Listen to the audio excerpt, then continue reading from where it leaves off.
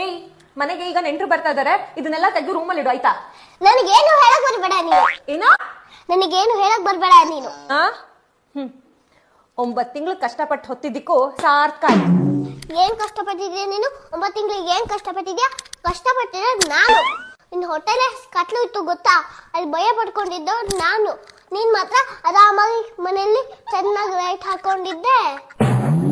ಅವ್ರ ಮನೆಗೆ ಊಟ ಕರೆದ್ರು, ಇವ್ರ ಮನೆಗೆ ಊಟ ಕರೆದ್ರು ಅಂತ ಚೆನ್ನಾಗಿ ತಿಂತಾ ಇದ್ದೆ.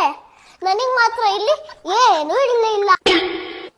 ಶಾಪಿಂಗ್ ಮಾಡ್ಕೊಂಡು ಎಲ್ಲ ಬಟ್ಟೆ ಹಾಕೊಂಡು ಚೆನ್ನಾಗಿ ಎಂಜಾಯ್ ಮಾಡ್ತಾ ಇದ್ದೆ. ನನ್ನ ಮಾತ್ರ ಇಲ್ಲಿ ಬರೀ ಮೈಯಲ್ಲಿ ಬಿಟ್ಟಿದ್ದು. ನೀನ್ ಮಾತ್ರ ಮನುಷ್ಯನ ಮೇಲೆ ಕೈ ಆಡಿಸ್ಕೊಂಡು ಕಾಲಾಡಿಸ್ಕೊಂಡು ಆರಾಮಾಗಿ ಮಹಾರಾಣಿ ತರ ಮಲ್ಕೊಂಡಿದ್ದೆ. ನನಗಿಲ್ಲಿ ಕೈ ಆಡ್ಸಕ್ಕೂ ಜಾಗ ಇರಲಿಲ್ಲ, ಕಾಲಾಡ್ಸಕ್ಕೂ ಜಾಗ ಇರಲಿಲ್ಲ, ನಯ ವಯಸ್ಸೇ ಜಾಗ ಇರಲಿಲ್ಲ. 9 ತಿಂಗಳು ಕಷ್ಟಪಟ್ಟಿದೆ ನಾನು. ಇನ್ನೊಂದ್ಸತಿ ಏನಾದ್ರು 9 ತಿಂಗಳು ಕಷ್ಟಪಟ್ಟಿದ್ದು ಅಂದ್ರೆ ನಾನು ಏನ್ ಮಾಡ್ತೀನೋ ನನಗೇ ಗೊತ್ತಿಲ್ಲ.